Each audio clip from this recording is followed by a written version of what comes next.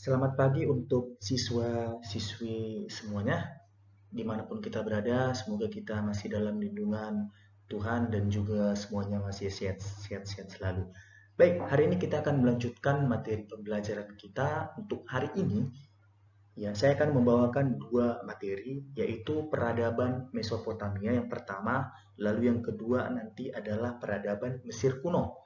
Seperti yang kita ketahui pada pertemuan minggu lalu, kita sudah mempelajari juga dua peradaban. Yang pertama adalah peradaban India kuno, dan yang kedua adalah peradaban Cina kuno.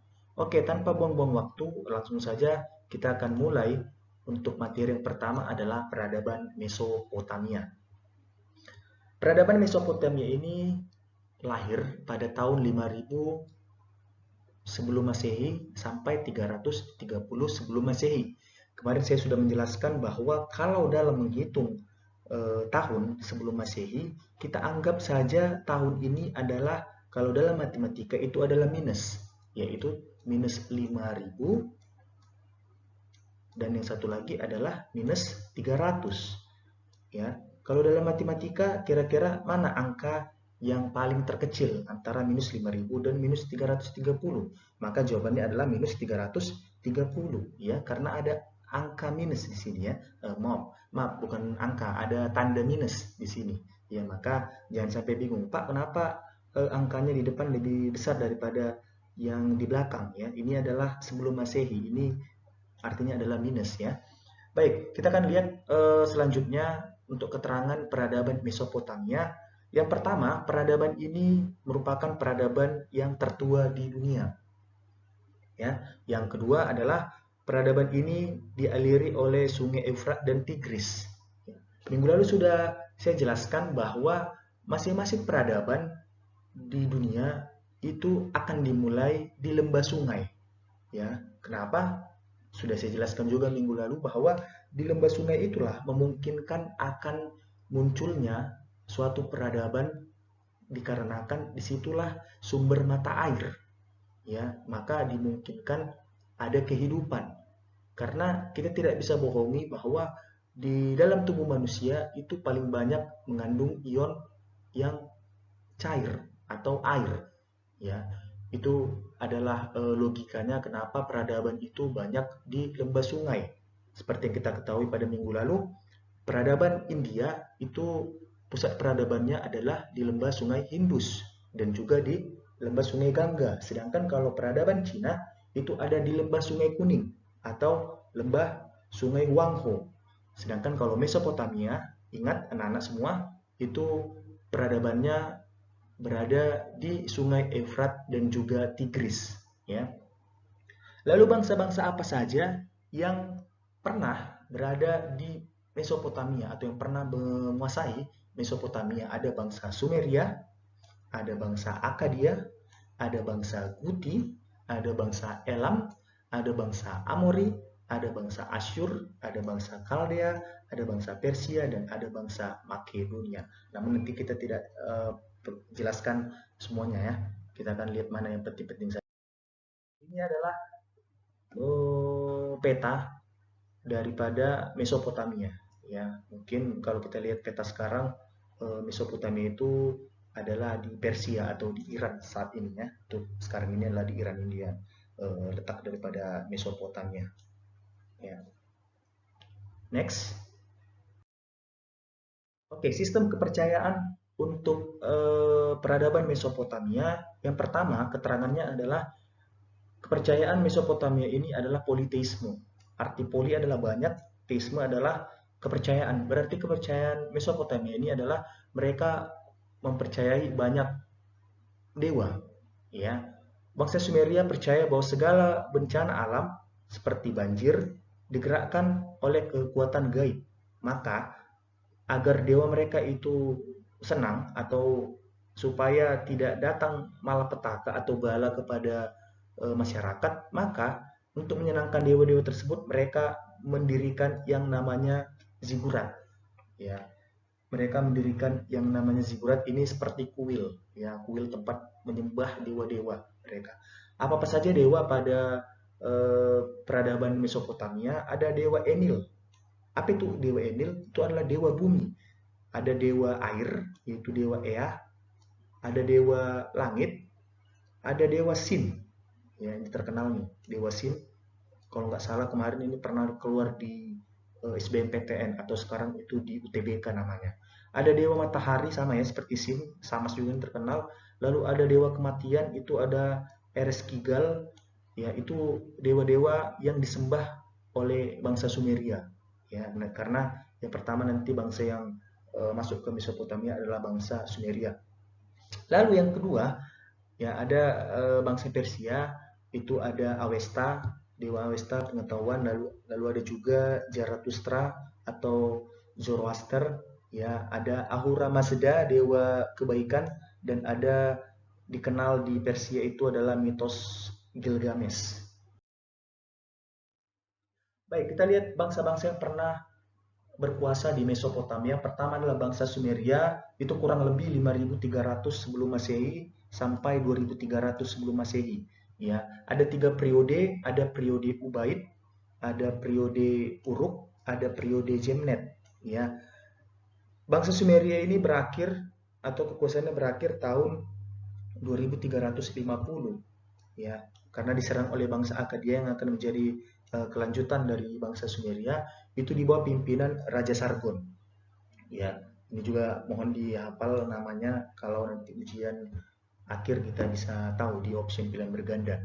Lalu kita lihat, ya saya sengaja buat begini langsung ke peninggalannya supaya mencakup semua ya, supaya tidak tidak di akhir slide begitu. Yang pertama adalah hasil kebudayaan bangsa Sumeria, itu ada mangkuk Samara dari periode Ubaid tahun 4000 sebelum Masehi. Ya, ini kan kalau sekilas memang agak seperti cincin, namun sebenarnya adalah mangkuk. Ya. Lalu yang kedua adalah ada tulisan cuneiform. Apa itu tulisan cuneiform? Itu adalah tulisan paku. Ya, tulisan paku. Ini dikenal dengan tulisan paku yang dikenal pada awal periode Uruk. Ya, lalu yang ketiga ada patung laki-laki yang sedang berdoa dari periode Zemnet Nasar. Ya, ini kan seperti berdoa ya. Ini adalah peninggalan daripada bangsa Sumeria. Sekali lagi yang pertama adalah Mangku Samara, yang kedua adalah tulisan cuneiform atau tulisan paku, lalu ada patung laki-laki yang sedang berdoa. Itu peninggalan bangsa. Lalu yang kedua, setelah bangsa Sumeria runtuh, lanjutlah ke bangsa Akkadia. Itu kurang lebih tahun 2330 sampai 2215 sebelum Masehi. Ya. Tahun 2200 sebelum Masehi, Raja Sargon Agung berhasil menguasai Sumeria dan Akkadia menciptakan sistem pos yang pertama. Ya. Lalu Raja Sargon kemudian memperluas wilayahnya sampai Mesopotamia Selatan dan Utara. Era kepemimpinan Akkadia disebut juga dengan era Sumero-Akkadia.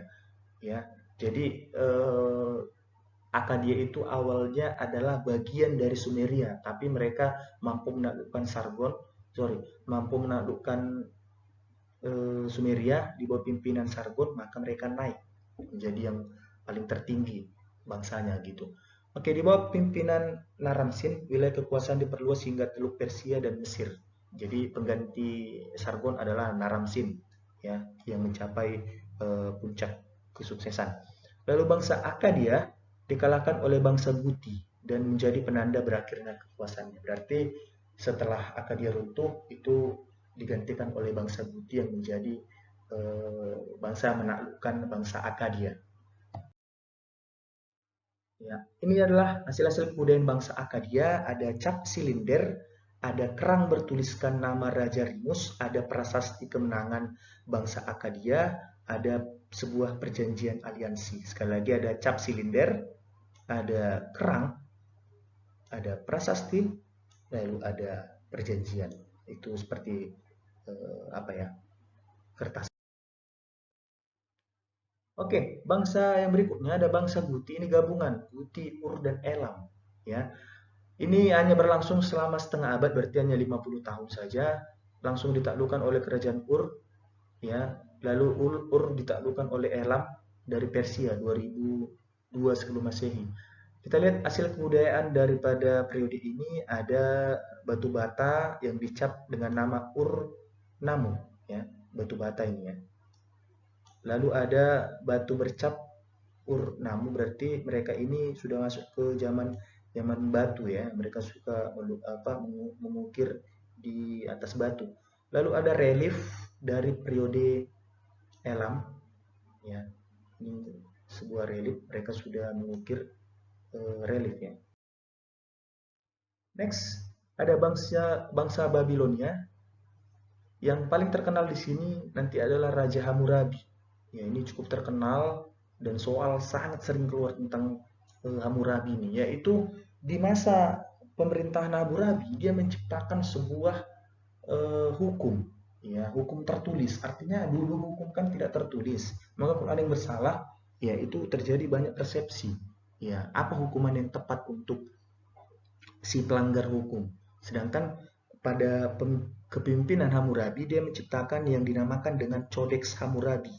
Sekali lagi dia menciptakan yang namanya Codex Hammurabi. Apa ini Codex Hammurabi? Ini adalah hukum tertulis yang dibuat oleh Raja Hammurabi, yaitu ini adalah sistem membalas atau menghukum apa yang menjadi kesalahannya, ya langsung dibalas atau langsung dihukum setimpal dengan apa yang dilakukannya. Contoh, apabila ada yang mencuri, ya maka tangannya akan dipenggal. Jadi kalau tangan kanannya mencuri, maka yang dipenggal adalah langsung tangan kanannya, ya kan. Bahkan ada sebuah sumber mengatakan kalau ada eh, yang bertindak asusila, contoh memperkosa, maka benar harus dipotong kemaluannya, ya. Dan juga kejahatan-kejahatan yang lain, apa yang dilakukan untuk berbuat kejahatan, maka bisa jadi itu yang akan dihukum. Jadi kalau anak kelas 10 IPS kalau banyak ribut menggosip, ya kalau dicodek Hammurabi maka mulutnya nanti akan dijahit, seperti itu ya kan. Lalu ada bangsa Amori. Peninggalannya ini adalah dia pernah membangun perpustakaan besar di ibu kota Niniwe. Sampai sekarang itu masih ada di Iran ya, perpustakaan yang dibangun oleh Raja Asyurbanipal. Oke, lalu yang keenam adalah bangsa Kaldea. Bangsa Kaldea ini membangun kembali kerajaan Babylon yang sudah runtuh, lalu membuatnya Babilonia baru, ya kan? Kalau di Alkitab ini kan sangat terkenal sekali nih Babilonia. Ya nanti kalian boleh eh, lihat bahwa Babilonia baru ini salah satunya nanti pembangunan jembatan gantung. Kalau dalam sejarah agama, maaf bukan sejarah agama ya, kalau dalam Alkitab dikatakan mereka nanti berusaha untuk membuat sebuah menara tinggi yang akan berencana mereka ingin jumpa dengan Tuhan, ya kan, namun akhirnya diruntuhkan. Itulah katanya asal usul perbedaan bahasa, ya kan, yang dibuat oleh Tuhan supaya manusia tidak sombong. Puncak kejayaannya ini adalah di bawah pimpinan Nebukadnezar. Pasti sering mendengar ya di Alkitab Raja Nebukadnezar. Mesopotamia mengalami kemajuan dalam bidang arsitektur. Nah, ini lihat nih, ini kan arsitekturnya keren sekali. Mereka sudah sangat ahli di bidang arsitektur. Dibangun setelah taman gantung yang megah di atas bukit. Ya. Lalu yang ketujuh adalah bangsa Persia dan juga Yunani. Ya. Bangsa Persia dan Yunani ini adalah di bawah kepemimpinan Raja Kores yang mampu menaklukkan Babilonia baru. Jadi Babilonia baru Nebukadnezar itu ditaklukkan oleh bangsa Persia dan Yunani. Siapa pimpinannya? Adalah Raja Darius III. Ya, Raja Darius III. Lalu Persia juga kalah dari Yunani, ya di bawah pimpinan Raja Alexander.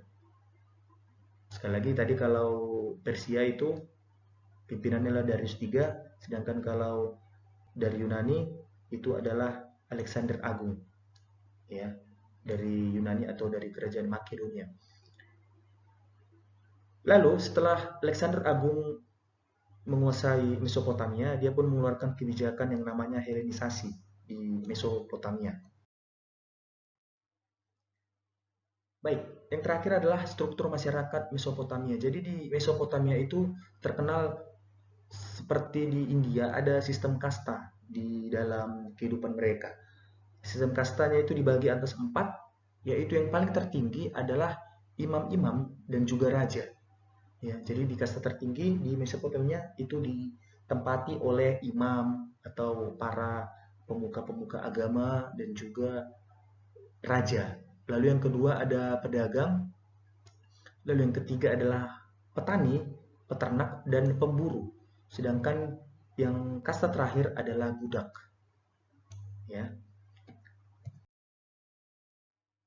Oke, itu adalah yang pertama, peradaban Mesopotamia. Yang kedua adalah peradaban Mesir kuno. Peradaban Mesir kuno ini lahir 3100 Masehi sampai 27 sebelum Masehi, yang sangat luar biasa ya, hampir ribuan tahun Mesir kuno ini. Ya. Peradaban Mesir kuno terletak di lembah Sungai Nil, ya, sekali lagi di lembah sungai, gitu kan? Gak ada bisa yang membohongi. Peradaban itu pasti di lembah sungai. Di Afrika terletak di aliran Sungai Nil sepanjang 6.400 km. Ya, Herodotus mengatakan dalam sebuah bukunya mengatakan bahwa Mesir itu merupakan hadiah Sungai Nil, ya kan? Jadi bayangkan negara itu bukan negara saja ya, peradaban itu hadiah dari Sungai Nil. Jadi Mesir ada karena Sungai Nil, ya luar biasa Sungai Nil ini berarti. Terungkapnya peradaban Mesir ini setelah ditemukan batu tulis atau batu Rosetta oleh pasukan Napoleon. Jadi sebenarnya awalnya tidak tahu bahwa Mesir itu sebenarnya lahir dari peradaban mana. Ya, pasukan Napoleon ketika masuk ke Mesir, ya Napoleon ini adalah seorang apa ya, seperti kesatria atau tentara dari Prancis. Dia mencoba invasi ke Mesir lalu menemukan batu tulis, maka disitulah mulai melakukan ekskavasi, maka ditemukanlah bahwa ternyata pusat peradaban Mesir kuno itu adalah di Sungai Nil gitu. Oke, kita lihat perbatasan Mesir kuno itu. Di utara ada Laut Tengah, di sebelah timur ada Laut Merah, di sebelah selatan ada negara Sudan, dan di bagian barat ada negara Libya. Itu perbatasannya ya. Tahu nanti diperlukan oleh anak-anak kami, mungkin tidak hanya sejarah, mungkin geografi. Ini adalah petanya, mohon maaf agak buram ya, saya perbesar jadi sepertinya ini. Oke, ini adalah Mesir ya. Oke, saya ganti dulu untuk apanya ya, pennya supaya lebih kelihatan mungkin ya. Saya buat lasernya dulu. Oke, ini kira-kira di sinilah dia ya. Di sini Mesir kuno, Egypt ya. Egypt itu dalam bahasa terbalik ya. Mesir itu dalam bahasa Inggrisnya atau internasionalnya adalah Egypt ya. Berikutnya kita lihat dulu kondisi sosial politiknya. Kondisi sosial politik yang pertama adalah pimpinannya. Siapa pimpinannya? Adalah Firaun. Ternyata nggak enak pakai laser nih. Saya ganti ke pen saja lah ya. Oke, Firaun adalah rajanya. Dia adalah pemimpin tertinggi yang berwenang membuat hukum. Di Alkitab juga kan terkenal bahwa Raja Firaun ini, ya. Tapi jangan salah ya, Firaun ini banyak nih. Firaun itu seperti raja sih. Ada Firaun 1 gitu kan. Ada Firaun 2. Jadi dia eh, turun temurun gitu. Maka coba nanti tugas anak-anak coba cari kalau Firaun yang di Alkitab itu yang dia sampai tidak mematuhi Tuhan, sampai masyarakatnya itu terkena banyak tula, itu Firaun berapa gitu kan. Nah, yang kedua adalah wazir, adalah penasehat dan tangan kanan utama Firaun. Yang ketiga adalah bangsawan, adalah golongan yang berkuasa di kota Mesir yang relatif berstatus otonom. Lalu yang keempat adalah imam yang bertanggung jawab membuat para dewa senang. Oke, sistem kepercayaannya sama seperti Mesopotamia, Mesir kuno juga mereka politeisme. Politeisme tadi artinya apa? Poli banyak. Mana nih? Pennya nih. Pen. Oke, poli itu banyak, teisme adalah kepercayaan. Berarti mereka percaya dengan banyak dewa. Dewa apa saja yang mereka percaya? Yang pertama adalah dewa Osiris. Ya, itu dewa tertinggi mereka. Jadi mereka paling percaya atau paling tertinggi adalah dewa Osiris. Lalu ada dewa Thoth, ada dewa ilmu pengetahuan, itu berlambangkan kepala burung. Lalu ada Anubis, dewa kematian, ya, lambangnya kepala anjing. Lalu ada dewa Apis, dewa wujudnya sapi. Lalu dewa yang paling terkenal, ya, tapi nggak tertinggi ya, dewa Ra, itu dewa matahari. Jadi mereka juga penyembah dewa matahari. Lalu mereka percaya kehidupan baru setelah kematian. Ya, jadi mereka percaya kayak di Hindu juga sih, yaitu sistem reinkarnasi. Jadi mereka percaya kalau kita berbuat baik, nanti kita akan reinkarnasi, maka akan ada kehidupan yang baru. Maka itulah upah seseorang kalau berbuat baik selama dia hidup. Gitu. Oke, berikutnya adalah roh orang mati tetap tinggal di jasad selama jasad tidak rusak. Nah, ini dia ya. Sekali lagi, di Mesir kuno itu percaya pembuatan atau percaya roh orang mati tetap tinggal di jasad selama jasad tidak rusak. Maka di Mesir kuno mereka membuat yang namanya apa? Yang namanya adalah mumi. Ya. Mereka percaya kalau orang sudah mati, tapi kalau jasadnya tidak rusak, itu rohnya masih ada di dalam. Maka mereka melakukan pengawetan. Ya, maka Mesir itu pengawetannya luar biasa. Ya, atau dalam istilah kita itu formalin. Ya, formalin itu dia luar biasa. Bisa jasadnya itu atau bangkainya itu bertahan sampai ratusan bahkan ribuan tahun. Ya kan? Itulah kalau di Oke, ini adalah hasil kebudayaannya. Hasil kebudayaannya yang pertama, mereka itu adalah penyembah dewa Amon-Ra, salah satu dewa yang dipuja oleh masyarakat Mesir kuno. Ya, ini dia dewa Amon-Ra. Lalu ada teknik pembuatan roti oleh perempuan Mesir kuno. Ya. Lalu ada kemampuan bertani dengan sistem irigasi yang baik. Lalu ada Sphinx, ya, patung berbadan singa berkepala manusia untuk menjaga piramida. Ini dia Sphinx-nya. Sekali lagi, ya, patung berbadan singa, jadi badannya ini adalah singa, ya, berkepala manusia. Ini dia Sphinx. Jangan kebalik ya, jangan patung berbadan manusia kepala singa, enggak ya, badannya yang singa kepala manusia. Ini tujuannya apa? Untuk menjaga piramida. Konon katanya Sphinx ini bisa hidup katanya kan. Kalau ada yang mencoba untuk mencuri piramida, karena ini kan piramida ini tempat memakamkan para raja-raja. Ya, banyak di situ simpan harta karun. Ya, berarti otomatis piramida juga merupakan salah satu hasil kebudayaan Mesir kuno dengan mumi tadi ya. Oke, saya tambah di sini aja. Oke, piramida, mumi juga merupakan hasil kebudayaan Mesir kuno. Lalu ada juga alat peramal yang dibuat untuk melihat penampakan di langit. Ya, ini juga, ini mungkin ya seperti teropong ya, kan ada dua nih, seperti mata nih. Oke, jadi itu adalah hasil-hasil kebudayaan pada masyarakat Mesir kuno. Boleh ditambahi piramida dan pengawetan bumi tadi ya, untuk hasil-hasil kebudayaan pada masyarakat Mesir kuno. Oke, itu mungkin materi kita untuk hari ini, yaitu peradaban Mesopotamia dan juga peradaban Mesir kuno. Anak-anak boleh tambahkan literasinya itu dari buku atau boleh juga dari internet, karena materi yang saya berikan itu mungkin masih sangat sedikit. Kalau ingin menambah literasi lagi, dipersilakan kepada anak-anak kami. Mumpung kita sedang WFA ya, sedang work from home, maka silakan dieksplor sebanyak-banyaknya. Oke, sekian dan terima kasih. Oke, itu ini saya berikan bonus foto ganteng. Ya, lihat nih, ada pesannya, stay at home guys ya. Oke, ingat, yaitu tetap jaga kesehatan, hindari keramaian, lalu selalu berdoa agar pandemi COVID-19 segera berlalu supaya kita bisa sekolah bertatap muka bersama-sama. Oke, mungkin itu saja materi kita untuk hari ini. Sekian dan terima kasih. Selamat pagi atau selamat siang untuk kita semua.